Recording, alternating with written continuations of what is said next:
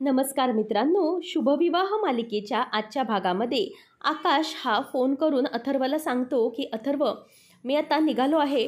थोड्याच वेळात मी आता तिकडे पोचेन आणि हो, माझी गाडी मला कुठे दिसत नाही आहे. गाडी दिसली की लगेचच मी निघतो. आणि आकाश इकडे तिकडे फोनवर बघत बोलतो की बरं ऐकलंस का, आता तू भूमीला सांग की मी रात्रीपर्यंत तिथे पोचेल, काळजी करू नको. आणि नंतर तो फोन ठेवून देतो. आणि त्यानंतर मग आता इथे रागिणीचा शार्प शूटर बबन जो असतो तो आकाशवर टेरेसवरून निशाणा साधून असतो. आणि तो निशाणा साधून पूर्णपणे तयारीतच असतो. तो घड्याळात बघतो तर घड्याळामध्ये 6 वाजून गेलेले असतात. तो विचार करतो की या रागिनी मॅडम अजून कशा आल्या नाहीत. त्यांनी तर मला 6:15चा शूटचा टाईम दिला होता. नंतर रागिनी ट्रॅफिकमध्ये अडकलेली असते. ती म्हणते की काय करायचं काही सुचत नाही. 6:15 वाजायला आलेले आहेत. या बबन्याला मी टाईम दिलेला आहे 6:15चा आणि तो बरोबरच 6:15च्या सुमारास आकाशवर अटॅक करेल. पण इथे मी ट्रॅफिकमध्ये अडकले, काय करू काहीच कळत नाही, असं ती टेन्शनमध्ये आलेली असते. आणि नंतर ती विचार करते की शिट, याचा अर्थ तो बबन आकाशवर हल्ला करून आकाशचा जीव गेला तर. नाही नाही, असं होता कामा नये. देवा काहीतरी कर आणि लवकरात लवकर या बबन्याला थांबव. हा बबन्याचा फोन पण लागत नाही आणि हा कुठे फोन ठेवून आहे काय माहिती. आणि ती फोन लावण्याचा प्रयत्न करत असते, मात्र बबनचा फोन काही लागत नसतो. ती टेन्शनमध्ये असते. आता काय करू कसं करू याचं टेन्शन तिला आलेलं असतं. त्यानंतर आपल्याला पाहायला मिळतं की आकाश हा उभा असताना बबन हा 6:15ला गोळी चालवतो. तेवढ्यातच तिथे रागिनी येते. रागिनीच्याच खांद्याला ती बंदुकीतली गोळी चाटून बाजूला निघून जाते आणि ती आई ग अशी जोरात ओरडते. त्याच वेळेला इथे भूमी ही टेन्शनमध्ये असते. काय करावं त्याला काहीच सुचत नसतं. तितक्यात तिथे अथर्व आणि मानसी येतात. मानसी म्हणते की ताई, चल तुझ्यासाठी मी डबा आणलेला आहे, लवकरात लवकर खाऊन घे. तुला आवडते तशी मुगाची साधीशी खिचडी आणि त्याच्यावर भरपूर तूप घातलेलं आहे. चल तू खाऊन घे. तेव्हा मग आता आकाश आकाश असं भूमी म्हणत असते. त्याच वेळेला आता अथर्व म्हणतो, काळजी करू नकोस आकाश बरा आहे आणि त्याचा फोन आलेला अगं आत्ताच मला. तो तिथून निघतच आहे पुण्यावरून. तू अजिबात काळजी करू नकोस, तू खाऊन घे बघू. मानसी म्हणत असते की हो ताई, चल मी गरम गरम तुझ्यासाठी बनवून आणली आणि तू काय साधी प्लेटही बघत नाही आहेस. चल ना खाऊन घे ना पटकन, मला काय वाटेल याचा तरी विचार कर. पण भूमी मात्र खायला तयार नसते. भूमी म्हणते की जोपर्यंत आकाश येणार नाही तोपर्यंत मी काही खाणार नाही. तर आता ती म्हणते की चल लवकरात लवकर तुला खाऊन घेतलं पाहिजे. जर खाल्लं नाहीस तर मग तुझी अवस्था कशी होईल याचा विचार करतेस का तू. अगं तुला उठता बसता तरी येणार आहे का, तुला ताकद हवी ना, मग चल खाऊन घे. पण भूमी ऐकत नसते. ती आकाश आकाश असंच ओरडत असते. आणि अथर्व म्हणतो की थांब, हवं तर मी आकाशला फोन लावतो, तू काळजी करू नकोस. आता अथर्व आकाशला फोन लावतो, मात्र आकाशचा फोन बंद लागतो. त्याच वेळेला आता लगेच ती घाबरते आणि म्हणते की आकाशला काही झालं असेल तर. तेव्हा अथर्व म्हणतो की अगं काळजी करू नकोस, तो गाडीने निघालेला असेल, तो घाटात वगैरे असेल म्हणून फोन लागत नसेल. मानसी म्हणते की हे बघ ताई, आता मात्र मी तुझं काहीच ऐकून घेणार नाही. तुला आकाश भाऊंची शपथ आहे, तुला खाऊन घ्यावेच लागेल. आणि मग आता आकाशची शपथ म्हणून भूमी खायला सुरुवात करते. आणि नंतर ती एक एक घास भरवत असताना म्हणते की तुला गपचूप खाऊन घ्यावंच लागेल. त्याच वेळेला इथे आता रागिनीला हॉस्पिटलमध्ये ॲडमिट केलेले असते आणि तिच्या खांद्याला पट्टी लावलेली असते. तेव्हा रागिनी अशी अवस्थेत आहे म्हणून आकाश घाबरून डॉक्टरला म्हणतो की डॉक्टर, माझी आत्या ठीक तर आहे ना. तेव्हा मग डॉक्टर म्हणतात की हो ठीक आहेत त्या, आणि सुदैवाने हे की त्यांना गोळी लागली नाही. गोळी फक्त त्यांच्या खांद्याला चाटून गेलेली आहे. फक्त ब्लड लॉस झाला आहे, पण त्यांच्या जीवाला तशा प्रकारचा काही धोका नाही. तुम्ही काळजी करू नका. पण त्यांना आजची रात्री इथेच राहावे लागेल, उद्या तुम्ही तुमच्या गावी निघू शकता. हे ऐकल्यावर आता इथे रागिनी मात्र खूपच खुश झालेली असते. आकाश हा रागिनीच्या पायावर पडून रडत असतो आणि आकाशला असं पाहून तिला खूपच मजा येत असते. आणि आकाश जेव्हा पुन्हा तिच्याकडे पाहतो तेव्हा ती पुन्हा रडण्याचे नाटक करू लागते. आणि रागिनी म्हणते की आकाश बाळा उठ, असं का करत आहेस तू. तेव्हा मग तो म्हणतो की आत्या, अगं असं काय केलंस तू, तू मध्ये का आलीस. जर तुला काही झालं असतं तर, तुला गोळी जर लागली असती तर काय केलं असतंस. तेव्हा मग आता ती म्हणते की बाळा असं काय करतोस तू, जर तुला गोळी लागली असती तर याचा विचार मी करते. तुला वाचवण्यासाठी म्हणून मी मध्ये आले आणि असं काय करतोयस. तुला जर काही झालं असतं तर आम्ही कसं काही सहन केलं असतं. तू आमचा सगळ्यांचा जीव आहेस रे, पण म्हणूनच मी हे सगळं केलं आणि तुला वाचवलं. तेव्हा आकाश म्हणतो की आत्या असं का बोलतेस तू, तुला जर काही झालं असतं तर आम्हाला कुणालाही काहीही सहन झालं नसतं आणि आम्हा सगळ्यांना तू हवी आहेस आत्या, असं तो म्हणत असतो. तेव्हा रागिनी म्हणते की काय करणार मी, मला इतकंच कळतंय की तुझं आयुष्य अजून खूप पुढे आहे, तू खूप लहान आहेस, तुझं करिअर आहे, तुझा संसार आहे, पुढे अजून काही गोष्टी असतील. माझं तर काय रे, माझं आयुष्य जगून झालेलं आहे, पण तुला आता जगायला हवं म्हणूनच मी मध्ये आले. तेव्हा आकाश म्हणतो की असं बोलायचं नाही. हे बघ, तू आम्हाला हवी आहेस, त्याच्यामुळे तू असं पुन्हा कधी काहीही बोलणार नाहीस. त्यानंतर आकाश म्हणतो की तू आज माझा जीव वाचवलास, माझ्या अंगावर येणारी गोळी तू स्वतःच्या खांद्यावर झेललीस. आत्या, खरं तर माझ्या आईने मला पहिला जन्म दिला होता, त्यानंतर हा दुसरा जन्म, हा पुनर्जन्म तू मला दिलायस आत्या. म्हणूनच मी आता एक सांगतो की तू माझी आत्या नाही आहेस, तर तू माझी आई आहेस, आई. आणि मी आत्तापासून आणि आजपासून तुला आई अशी हाक मारणार. तू माझी आई आहेस ग. असं म्हणून आता आकाश हा तिचा हात धरून असतो आणि आकाशने इतकं मोठं बोलल्यानंतर रागिनीला भरून आलेलं असतं आणि आकाश हा तिच्या हाताला जवळ घेऊन त्याने कुरवाळत असतो आणि त्याच वेळेला रागिनीला मात्र हे बघून खूपच बरं वाटतं. रागिनी तिच्या डावात यशस्वी झाली आहे, यामुळे तिला खूप आनंद होतो आणि ती मनातच विचार करते की झालं, माझा हा प्लॅन तर अगदीच सक्सेसफुल झाला आहे, आता काहीही कोणीही करू शकत नाही. रागिनीला भरून येतं आणि ती म्हणते की खरंच तू माझा मुलगाच आहे आणि जर तुला काही झालं असतं तर मी माझ्या लेकीला भूमीला काय तोंड दाखवलं असतं, म्हणूनच तू माझा मुलगा आहे. असं म्हणून ती रडते आणि आकाश तिचे डोळे पुसतो आणि म्हणतो की आत्या, अजिबात आता रडायचं नाही. आणि हो, तू माझी आता आई आहेस आणि म्हणून माझ्या आईने आता आराम करायचा आहे. आणि तिला म्हणतो की मला सांग आत्या, तू अचानक इथे पुण्याला कशी आलीस पण? तेव्हा रागिनी गप्प बसते. तर इथे अभिजित एक सिम कार्ड घेतो आणि ते सिम कार्ड तो पुढे घेऊन तो दाताने चावून टाकत असतो आणि त्याला संपवत असतो.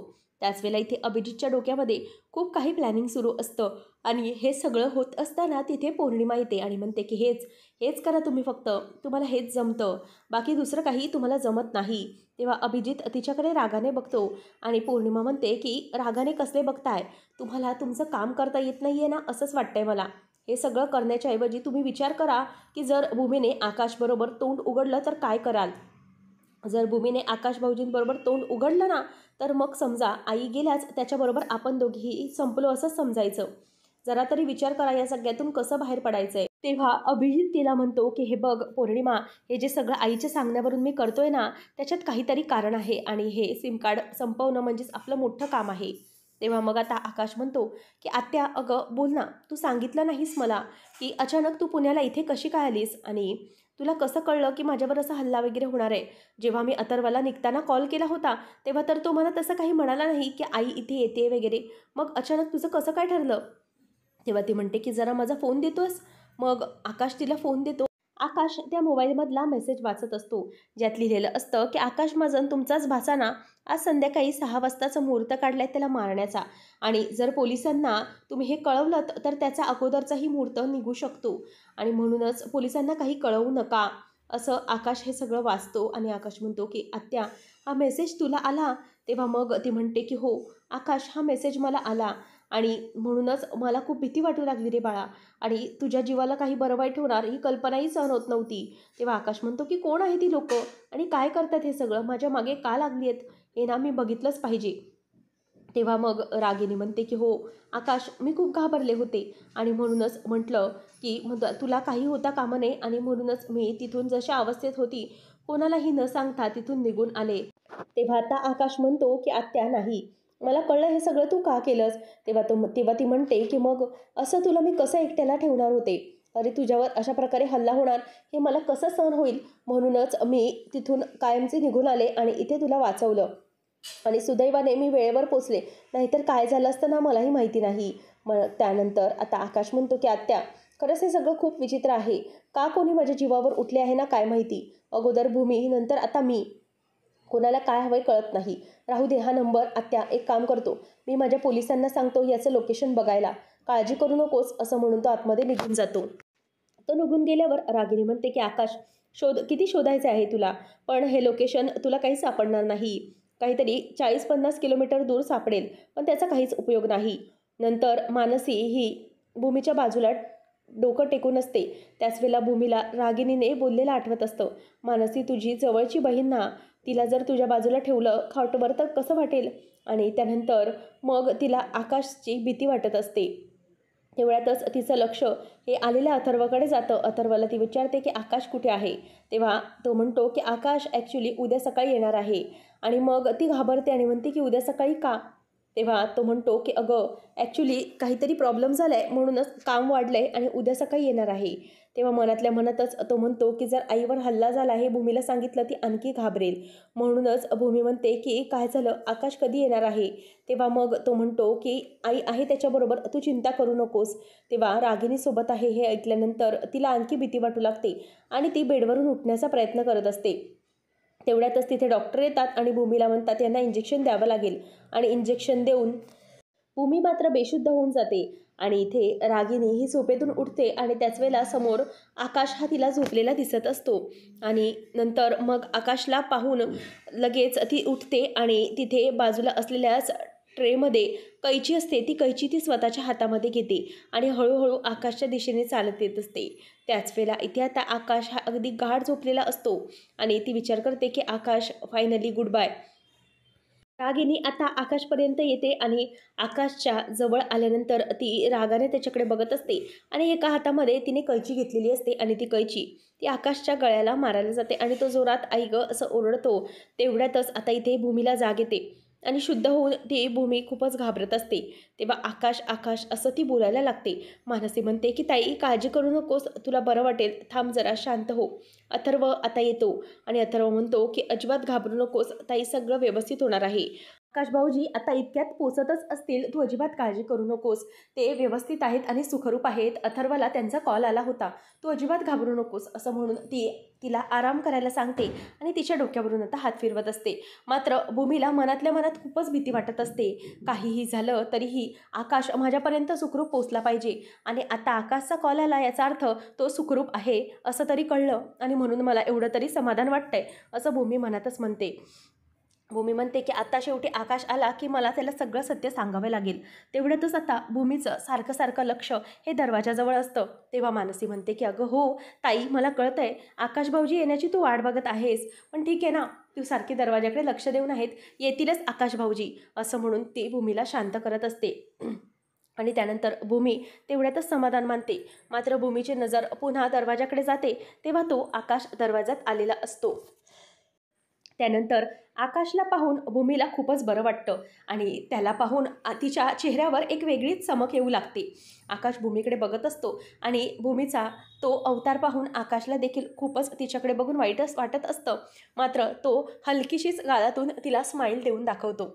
भूमीला आता आकाशला पाहिल्यावरती डोळ्यातून पाणी येऊ लागतं आणि घडलेल्या सगळ्या गोष्टी आठवू लागतात. आणि भूमीला आठवतं आकाशने तिला सांगितलेलं असतं की तू यापुढे एकटीने कोणतीही रिस्क घ्यायची नाही, कुठेही एकटीने जायचं नाही आणि जर तू असं केलंस आणि जर तुला काही झालं, तुझ्या जीवाचं काही बरं वाईट झालं तर मात्र मी सहन करू शकणार नाही आणि तुला काही व्हायच्या अगोदरच माझा जीव जाईल, हे भूमीला आठवतं. आकाश भूमीला म्हणतो की भूमी, शेवटी तुला जे करायचे होते तेच केलेस ना, तू माझं ऐकलं नाहीस ना अजिबात, तू शेवटी तुला हवं तेच वागलीस असं म्हणून भूमी आता आकाशला पटकन मिठी मारते आणि त्याच वेळेला आता आकाश देखील रडत असतो. अशा प्रकारे भूमी आणि आकाश आता एकमेकांच्या मिठीमध्ये असतात आणि भूमीला आता आकाशच्या मिठीत येऊन खूपच बरं वाटत असतं. आकाश म्हणतो की तुझ्याशिवाय 4-5 दिवस कसे काढले ते माझे मला कळतंय, तुला काय कळणार आहे. आणि भूमी आता रडत असते आणि ती आकाशला यापुढे काहीही बोलत नाही.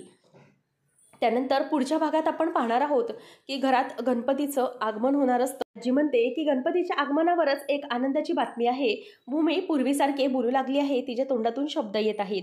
तर इथे हे ऐकल्यानंतर रागिनीला मात्र राग येत असतो. नंतर आता इथे भूमीने ठरवलेलं असतं की काही करून आकाश आता मी घरी येईन तेव्हा गणपतीच्याच दिवशी आकाशला सगळं सत्य सांगून टाकायचं.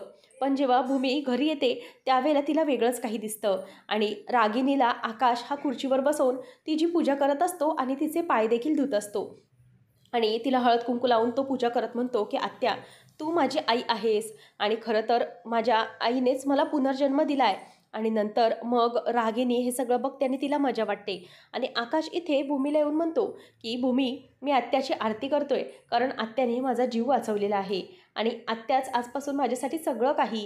हे ऐकल्यानंतर भूमीला मात्र टेन्शन येतं. आता या सगळ्यातून भूमी कसा मार्ग पाडेल हे पाहणं रंजकतेचं ठरणार आहे. अपडेट्स पाहत राहण्यासाठी आजच आपल्या चॅनलला सबस्क्राईब नक्की करा.